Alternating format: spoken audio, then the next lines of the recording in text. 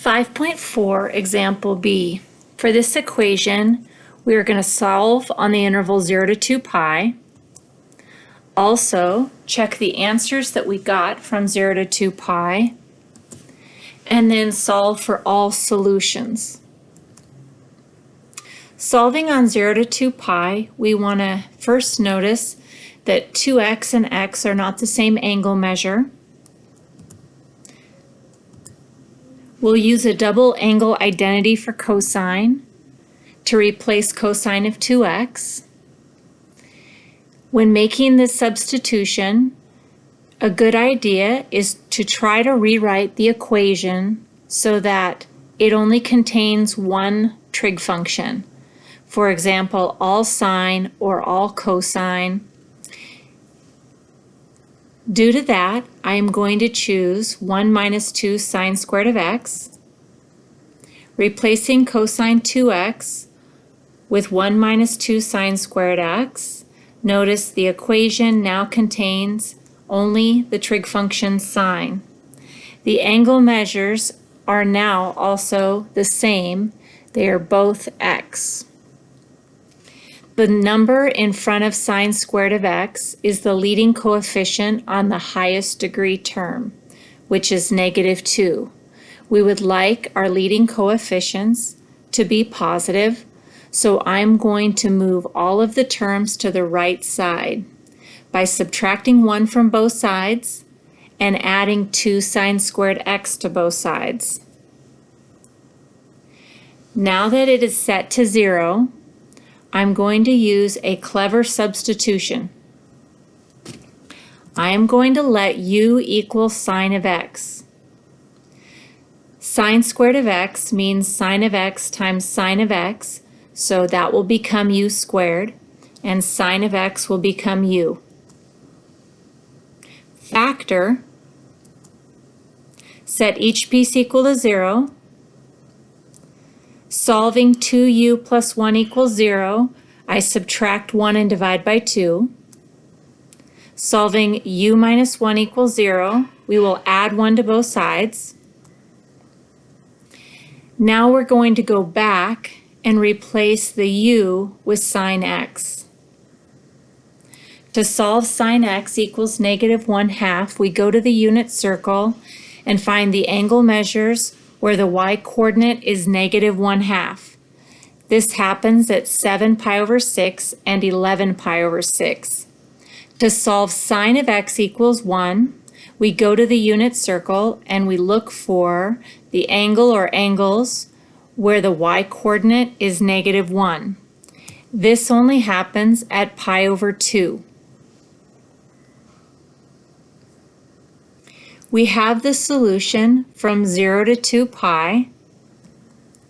If we want to check using our calculator, we would want to go back to the original equation and move all the terms to the same side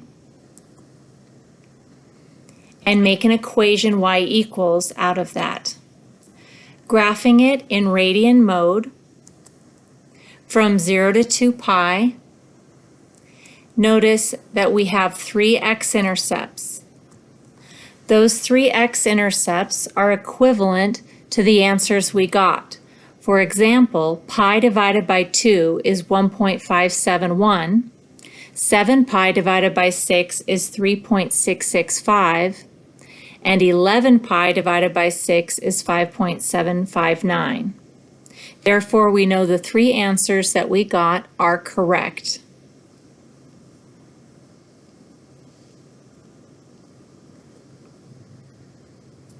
If you're using your graphing calculator to check, remember the function that you use is calculate the 0.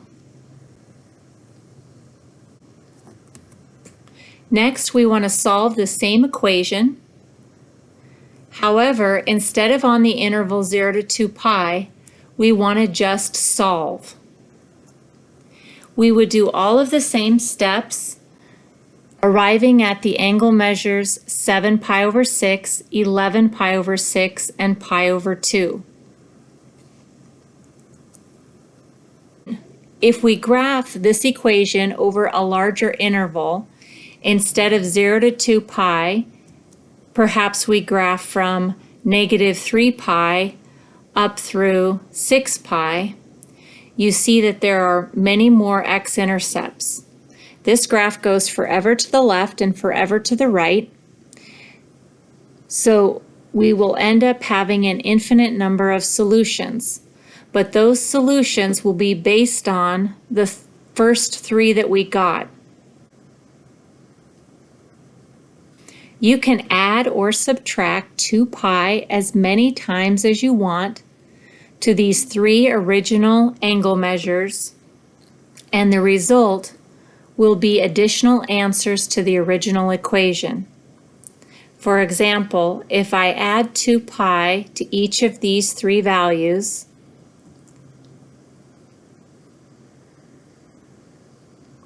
we'll get 3 more x-intercepts. If we add 2 pi to these three, we'll get 3 more. We could continue doing this forever. Similarly, we could subtract 2 pi and we would get 3 more x-intercepts, and subtract 2 pi again, and so forth. So adding and subtracting 2 pi as many times as we can rewrite the equations as plus 2 pi k tacked on to each of these angles, such that k is an element of the integers. An integer is a number 0, 1, 2, 3, 4, 5, etc., and -1, -2, -3, -4, etc. Substituting k's with 0 gets us our original angle measures. Substituting k equals 1 gets the next three x-intercepts to the right of the original, and so forth. Our final answer are these three equations such that k is an element of the integers, as they will generate all solutions to the equation. This is usually where you stop. I just want to warn you that occasionally the back of the book does not match what you have, and that is sometimes because what's sitting there could be simplified. Sometimes one of the equations you get starts generating duplicates. I'm going to show you an example of how that might look. Here is our solution. If we substitute in the integers -2, -1, and so on through 2 into our first equation, we end up getting these angle measures. We then substitute these same values, these same integers, into the next equation, and we start getting the next set of angles. If these angles were duplicates of the ones that came before, we would not need to include x equals 11 pi over 6 plus 2 pi k. But notice -13 pi over 6 does not show up anywhere else in the left column. These are all unique solutions, so we need both equations. When we substitute k equals -2, -1, 0, 1, 2 into our third equation, again, we get unique answers. So we need all three equations for our final answer. If the trig function in the equation you were solving was tangent or cotangent, you would add 1 pi k rather than 2 pi k, because tangent answers repeat every 1 pi.